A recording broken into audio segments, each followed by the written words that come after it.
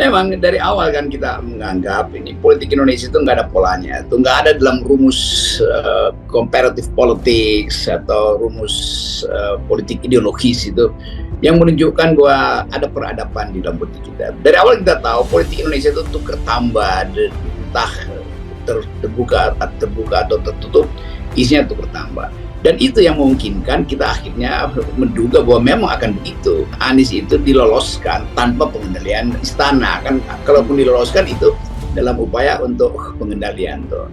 Nah itu yang juga saya kira juga teman-teman di Demokrat tahu dari awal. Karena itu Demokrat berupaya terus untuk memberitahu pada Anies ahy ya. Dan bahkan Anies pastikan tuh beberapa kali juga saya bertemu Anies dan ada kesimpulan yang sama tuh. Tetapi kita juga ingat bahwa menjagokan Anies itu tidak sekedar menjagokan seorang yang lakukan perbandingan dengan Pak Jokowi, dia ada tokoh perubahan tuh. Tetap Anies dikendalikan oleh komposisi yang tidak seimbang antara Surya Paloh dan Demokrat terutama. Kalau PKS mungkin ya itu faktor ketiga tuh. Tapi kita tahu dari awal bahwa profil Pak SBY itu makin lama makin menunjukkan sikap yang sangat beroposisi. Dan SBY naikkan terus tone untuk mengkritik Jokowi itu. Surya Paloh itu bukan koboi karena dia sekedar mengokang pelaku tapi nggak mau memicu tuh. Jadi itu intinya tuh. Sementara SBY di dalam pikiran SBY, AHY itu at all cost mesti ada dalam peredaran politik. Jadi SBY sebetulnya berpikir bahwa apapun AHY mesti ada di dalam putaran politik. Karena kalau dia tidak ada dalam putaran politik 2024, itu akan lenyap di 2029. Demokrat itu memang mempersiapkan kader yaitu AHY. Sementara Nasdem memang nggak ada kader, maka diambil Anies. Jadi orang yang nggak punya kader, cara berjuangnya juga nggak maksimal kan. Lain misalnya kalau Anies itu betul-betul kadernya Nasdem, maka Nasdem akan at all cost mempertahankan Anies supaya Anies tentukan presidennya sendiri. Sekarang orang menunggu apakah Anies itu tetap di dalam tema perubahan, padahal Caimin itu ada bagian dari keberlanjutan tuh. Jadi itu sebetulnya dasarnya. Jadi buat sementara kita anggap bahwa ya kemarahan Pak SBY masuk akal dan itu didasarkan pada semacam perjanjian moral bahwa kita mau perubahan. Perubahan artinya jangan ada unsur yang di dalamnya adalah Jokowisme itu.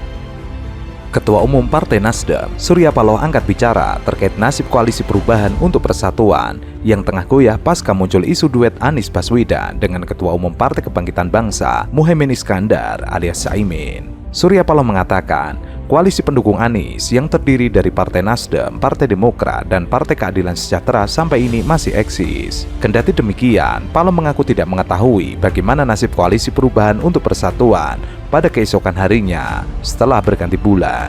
Termasuk apakah koalisi tersebut masih ada dan tetap mendukung Anies atau tidak. Tapi saya pikir belum terformalkan sedemikian rupa sampai menit ini. Jadi kita tunggu perkembangan 1-2 hari. Tapi kabarnya keputusan itu sudah atas. Kalau persetujuan dalam arti kata mengangguk-ngangguk aja kan itu belum tuntas sepenuhnya ya. Pak, Demokrat merasa dihianati, gimana Pak tanggapannya? Saya harus minta pendapat kalian. Artinya saya harus jelaskan dulu. Pasti kita dalam suasana turut prihatin ya. Itu sikap saya pasti. Apakah itu karena perasaan empati? Apakah juga karena perasaan ikut prihatin? Pasti tidak bergembira lah menerima satu kabar seperti itu. Kenapa? Karena harapan kita semuanya bisa berjalan sebagaimana yang kita harapkan bersama. Itu pasti sikap Nasdem. Apa yang terbaik bagi Demokrat pasti dihormati oleh Nasdem. Itu sikap yang paling mendasar.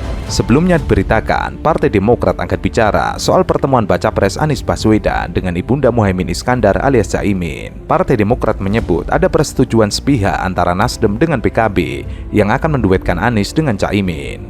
Demokrat mendapatkan informasi dari Sudirman Said mewakili Capres Anies Baswedan bahwa Anies telah menyetujui kerjasama politik Partai Nasdem dan PKB untuk mengusung pasangan Anies Baswedan dan Muhaimin Iskandar. Keputusan itu diambil sepihak oleh Ketua Umum Partai Nasdem Surya Paloh. Sebelumnya, Sekretaris Jenderal Partai Demokrat Teuku Rifki Harsha menyebut duet Anies Baswedan dan Muhaimin Iskandar sebagai pasangan bakal calon presiden dan wakil presiden mengkhianati Piagam Koalisi Perubahan untuk Persatuan. Rentetan peristiwa yang terjadi merupakan bentuk pengkhianatan terhadap semangat perubahan, pengkhianatan Piagam Koalisi yang telah disepakati ketika parpol. Teuku menyebut Anies mengkhianati apa yang telah disampaikan bahwa dirinya memilih Ketua Umum Partai Demokrat AHY sebagai bakal cawapres, termasuk pengkhianatan terhadap apa yang telah disampaikan sendiri oleh bakal capres Anies Baswedan yang telah diberikan mandat untuk memimpin koalisi perubahan. Karena terjadi peristiwa yang sangat mengejutkan dan tidak pernah kita bayangkan ini akan terjadi. Oleh karena itu, kita Partai Demokrat dan lebih khusus lagi Majelis Tinggi Partai harus menyikapi perkembangan situasi terkini ini.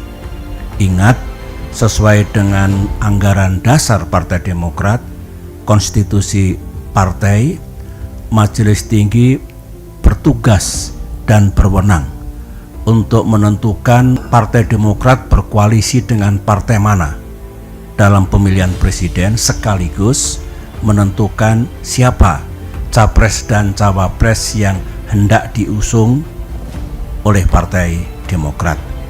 Oleh karena itu tepat kalau kita segera mengambil sikap dan merespons apa yang terjadi 3-4 hari yang lalu itu. Tadi malam, sebagaimana saudara ketahui, Sekretaris Jenderal Partai Demokrat telah mengeluarkan press release. Saya yakin yang membaca terkejut, tidak menyangka ada prahara seperti ini, dan ternyata bukan hanya kader yang merespon sampai dini hari, tapi juga masyarakat luas. Saya mengetahui kader di lapangan sangat emosional tadi malam itu. Mungkin di antara kita juga tidak bisa menahan perasaan kita. Oleh karena itulah mengawali sidang Majelis Tinggi yang kita laksanakan hari ini akan disampaikan kembali press release untuk kita dengarkan dan kita simak baik-baik dengan suasana dan hati yang insya Allah makin tenang hari ini. Dalam siaran pers, Teuku mengungkapkan bahwa sejatinya Anies telah memilih AHY sebagai bakal cawapres. Teuku menyebut Anies telah menyampaikan kepada AHY terkait keinginannya itu. Namun di Nasdem Tower, Ketua Umum Partai Nasdem Surya Paloh menetapkan Ketua Umum Partai Kebangkitan Bangsa Caimin sebagai bakal cawapres Anies Baswedan. Sehari kemudian, Anies tidak menyampaikan secara langsung keputusan itu kepada pimpinan tertinggi Partai Keadilan Sejahtera dan Partai Demokrat sebagai parpol yang tergabung dalam KPP.